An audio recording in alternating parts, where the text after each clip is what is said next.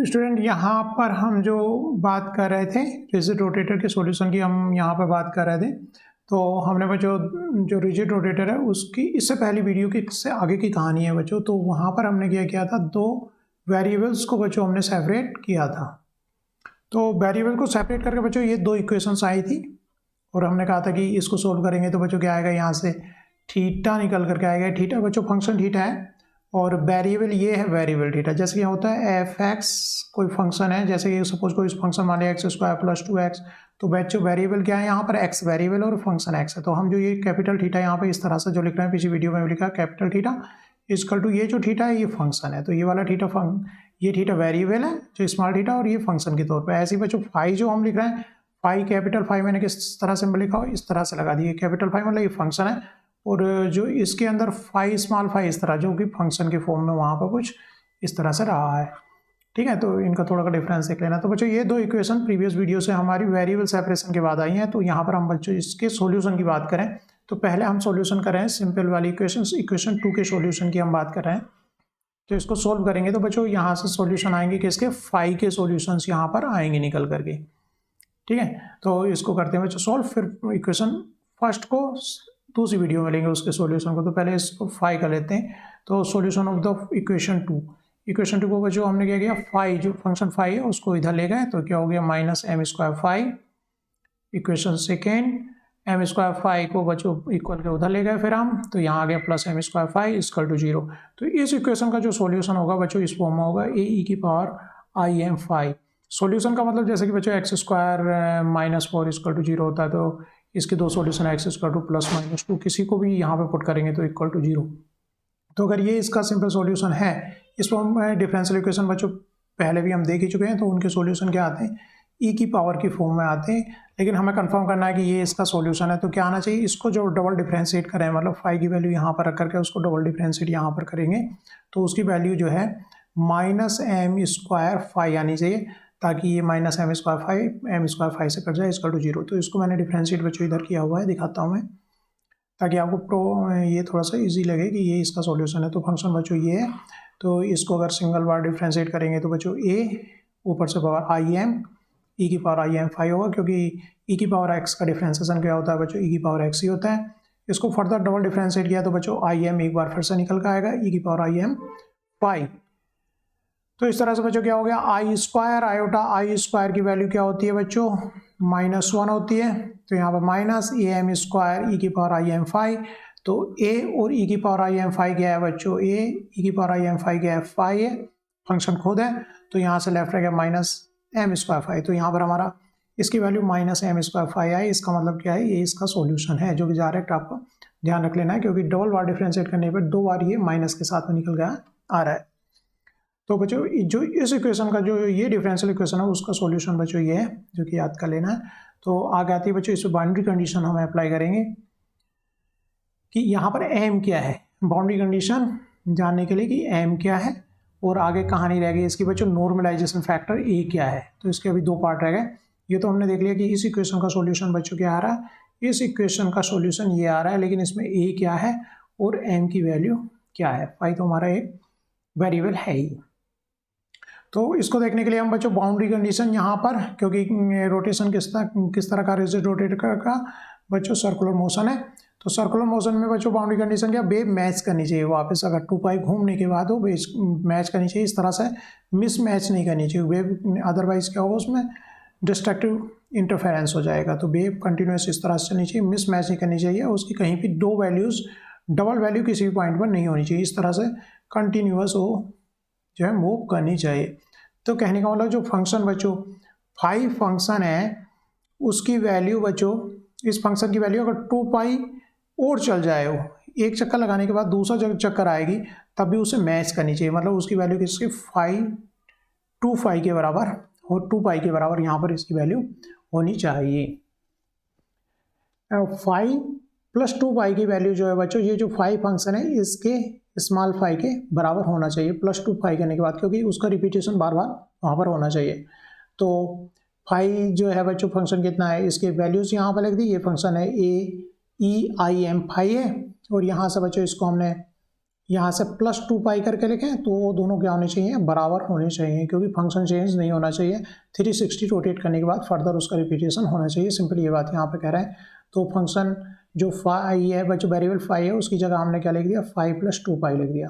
इसकी वैल्यू यहाँ पर भी इसकी प्लस 2 पाई करते हुए, 2 पाई में मतलब यहाँ पर प्लस 2 पाई ऐड कर देना है, और 5 की वैल्यू यहाँ पे ये है, तो ये दोनों बराबर होने चाहिए। तो यहाँ से हमारी क्या कंडीशन मिल रही है बच्चों, इसको अगर मैं इसको यहाँ पे इसके नीचे ले जाऊँ, मतलब a e⁻im 5 + 2 पाई के नीचे क्या कर दिया बच्चों, ये वाली साइड उधर ले गया मैं, a e⁻im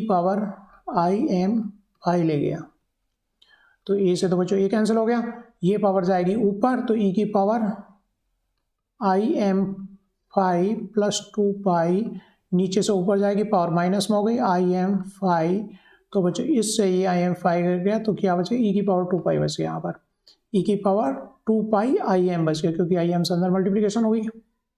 इसकल टू क्या हो गया बच्चों, ये जब इक्वल से इधर लेके गए थे तो इसकल टू 1 आ गया। तो यहाँ से im 2 पाई की कंडीशन आई इजकल टू 1, और 1 कब हो सकता है, im 2 पाई क्या होता है बच्चों, formula cos theta plus I sine theta, cos theta, cos I theta को क्या लिखते हैं बच्चों, e⁻i को हम लिख सकते हैं cos theta plus I sine theta लिख सकते हैं। तो उसी से कोस im 2 पाई को क्या लिख सकते हैं, cos m 2 pi plus I sine m 2 pi is equal to क्या होना चाहिए, इसकल टू 1 होना चाहिए। और ये कब 1 हो सकता है बच्चों, अगर sine m 2 pi is equal to क्या हो बच्चों, 0 हो, और इसकी वैल्यू 1 आ रही हो, तो m जो है बच्चों, m की वैल्यू ये है कोस के लिए ग्राफ जो चलता है, कोस के लिए बच्चों हमेशा वैल्यू जो है 2 पाई 4 पाई इस तरह से 1 होती है, या तो कोस 0 की वैल्यू 1 होती है, या 2 पाई की वैल्यू 1 होती है, या फिर कितने की 4 पाई की, या तो यहाँ पे 0 हो या फिर क्या हो 4 पाई हो, ठीक है। तो m की वैल्यू या तो 0 हो सकती है तभी 1 आ रहा होगा, प्लस माइनस 1 हो तभी, क्योंकि इस धर भी जाएंगे तो कोस पे कोई फर्क माइनस का नहीं पड़ता, भी इस तरह से अपोजिट साइड में भी चलती है। तो m की वैल्यू अगर प्लस माइनस 1 है तभी ये 1 के बराबर हो रहा है, प्लस माइनस 2 हो रहा है, मतलब यहाँ 4 पाई हो रहा है तब भी वैल्यू कितनी आ रही है, 4 पाई पे भी 1 आ रही है। तो यहाँ से m की रिस्ट्रिक्शन निकल कर रही है, m कोई भी वैल्यू नहीं हो सकती, m केवल इन वैल्यू से कुछ हो सकता है, मतलब plus minus 1 plus minus 2 plus minus 4 and so on, इस तरह से इनकी वैल्यू होगी। तो रिस्ट्रिक्शन लगी m केवल यही वैल्यूज हमारी पॉसिबल वैल्यूज हैं, कहने का मतलब 1.2 नहीं हो सकता m, 1.3 नहीं हो सकता, तो ये पॉसिबल m की वैल्यूज यहाँ से रिस्ट्रिक्शन लगी। तो ये बाउंड्री कंडीशन से हमें m का पता चला बच्चों। बाउंड्री कंडीशन से m का किस तरह से पता चला, एक बार देखो कि हमने कहा कि 360 रोटेट करने के बाद वो मैच होना चाहिए, सिंगल वैल्यूड होना चाहिए, इस तरह मिस मैच नहीं होना चाहिए, अदरवाइज वेव जो है एग्जिस्ट नहीं करेगी, क्योंकि उसके अंदर जो होने लगेगा, अगर इस तरह से चलने की पहली वेव कुछ थी और दूसरी वेव कहीं और आने लगी तो उसमें डिस्ट्रक्टिव इंटरफेरेंस होगा, मतलब मैच करना चाहिए फंक्शन 2 पाई रोटेट होने के बाद। तो यहाँ पर बच्चों हमने वो फंक्शन लिखा 5 मतलब 2 पाई होने के बाद, तो वेरिएबल 5 में प्लस 2 पाई कर दिया, तब भी वैल्यू उसकी वही होनी चाहिए जो बिना 2 पाई से पहले चल रही है। तो इसको इधर डिवाइड किया तो इसकल टू 1, ये 1 तब पॉसिबल है अगर m की वैल्यू बच्चों क्या होगी, क्योंकि इधर वेव से देख सकते हो बच्चों इसकी वैल्यू क्या आनी चाहिए, इसकल टू 1 आनी चाहिए साइन 2 पाई।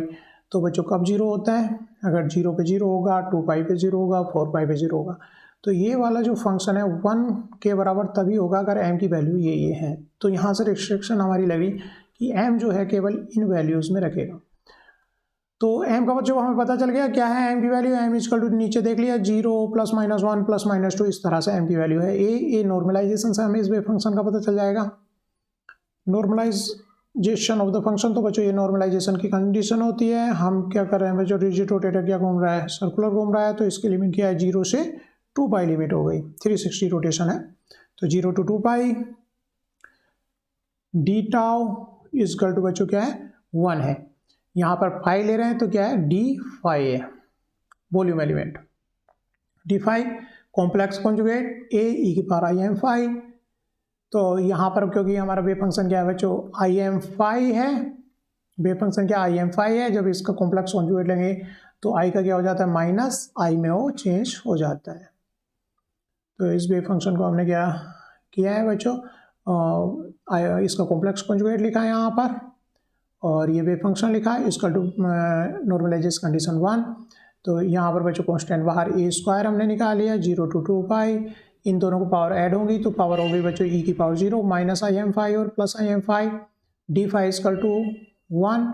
तो यहाँ से ए स्क्वायर ए के आगे बच्चों ये normalisation factor A is equal to 1/2 हमारे यहाँ से निकल करके आ गया।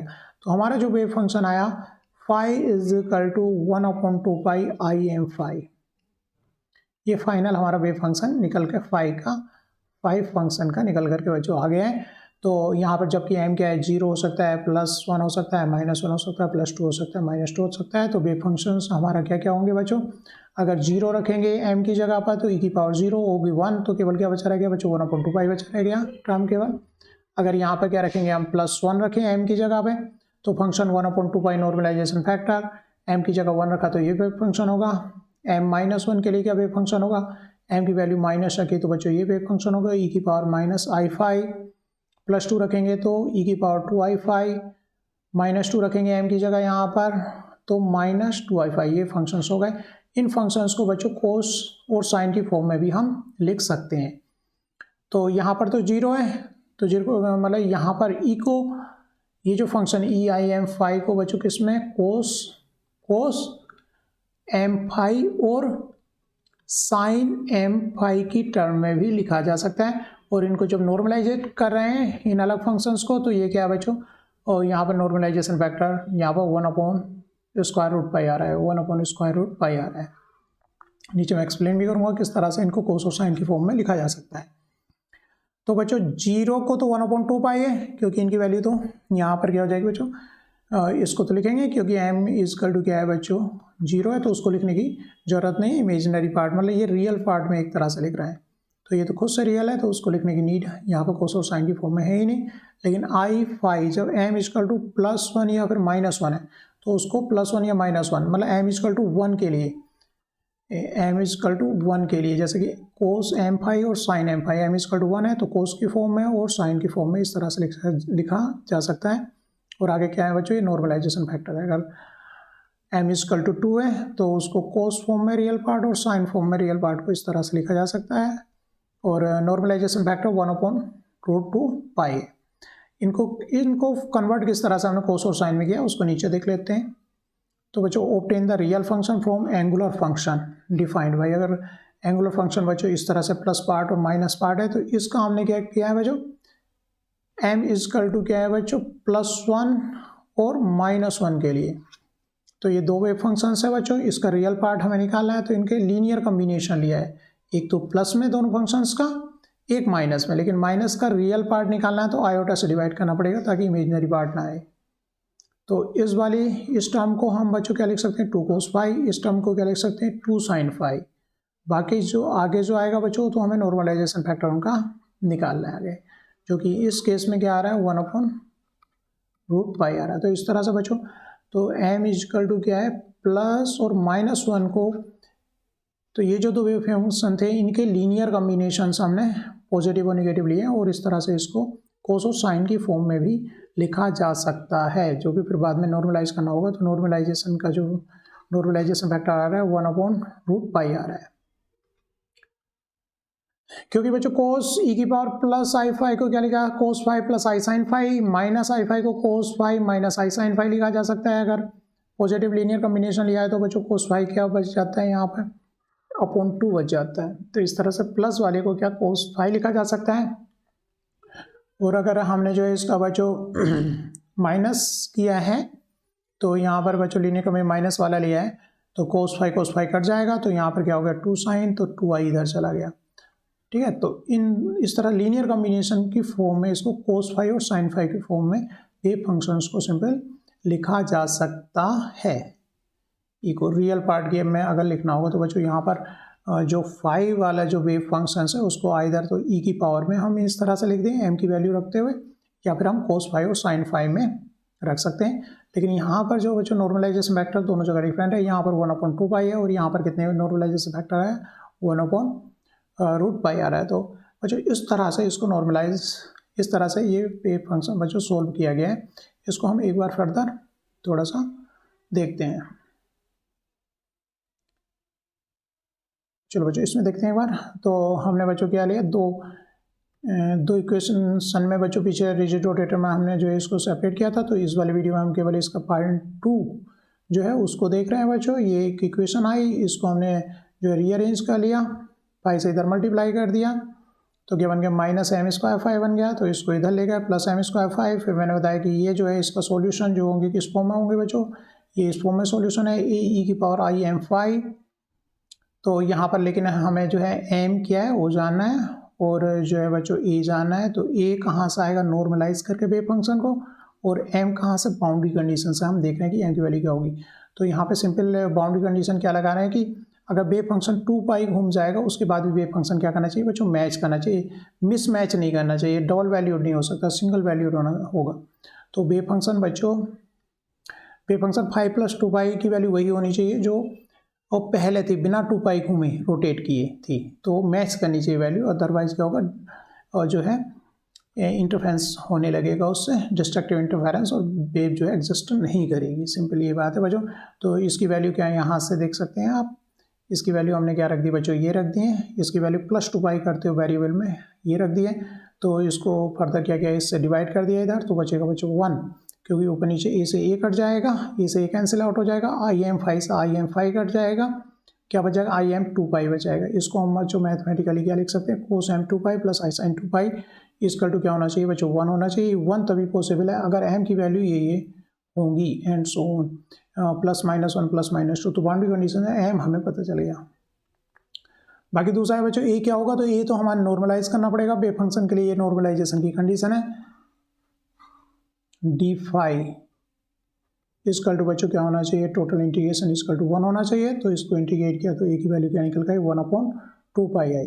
तो जो हमारा वेव फंक्शन हो गया ये नॉर्मलाइजेशन फैक्टर हो गया, e की पावर im5 आ गया। तो बच्चों इसमें m की वैल्यू जो हो सकती है उस तरह से हमने वेव फंक्शंस को फर्दर यहाँ पर लिखा है। अगर m 0 है तो ये पार्ट क्या हो गया 0, तो e की पावर 0 क्या हो गया 1/2 पाई हो गया। +1 है तो m की जगह +1 रखा है तो im5 हो गया। m अगर -1 है तो इसकी जगह -1 रखा है। तो इस तरह के वेव फंक्शन ये पॉसिबल वेव फंक्शंस आ गए। तो बच्चों इसमें इमेजनरी पार्ट है, लेकिन अगर हम रियल पार्ट में इसको कन्वर्ट करना चाहें कि इसमें कोस और साइन में, तो e को क्या लिखा जा सकता है कोस m5। तो m की वैल्यू अगर 1 होगी तो यहाँ पर 1 रखा जाएगा। और क्या लिखा जा सकता है बच्चों, साइन की फॉर्म में भी लिखा जा सकता है, उनके लीनियर कॉम्बिनेशन करके, जो कि हमने पहले भी देखा है। ठीक है, तो यहाँ से इस वेव फंक्शन से देख करके हम बता सकते हैं कि m की वैल्यू क्या होगी। कोस 2 फाई है तो m की वैल्यू 2 है, साइन 2 फाई है तो m की वैल्यू क्या है 2 है। और यहाँ आगे बच्चों इन वेव फंक्शंस को फर्दर हम नॉर्मलाइजेशन कंडीशन लगाएंगे। तो यहाँ से जो नॉर्मलाइजेशन कंडीशन आ रही है, यहाँ पर बच्चों नॉर्मलाइजेशन फैक्टर क्या आ रहा है 1/√π आ रहा है। तो आई होप ये बात समझ में आ गई होगी कि किस तरह से हम बच्चों हमने इसके सॉल्यूशन देखा है। अब नेक्स्ट वीडियो में हम बच्चों नेक्स्ट जो इक्वेशन नंबर है उसका सॉल्यूशन देखेंगे। यहाँ से आ गया फाई और यहाँ से आएगा निकल गया थीटा। जो रिजिड रोटेटर के लिए जो टोटल वेव फंक्शन होगा बच्चों, इन दोनों वेव फंक्शन का ये जो वेव फंक्शंस आएंगे उनका क्या है बच्चों प्रोडक्ट होगा। इंपॉर्टेंट है, हाइड्रोजन एटम में बच्चों सेम ही इक्वेशंस आएंगी ऑलमोस्ट। तो यहाँ इसको देख लो। Thank you.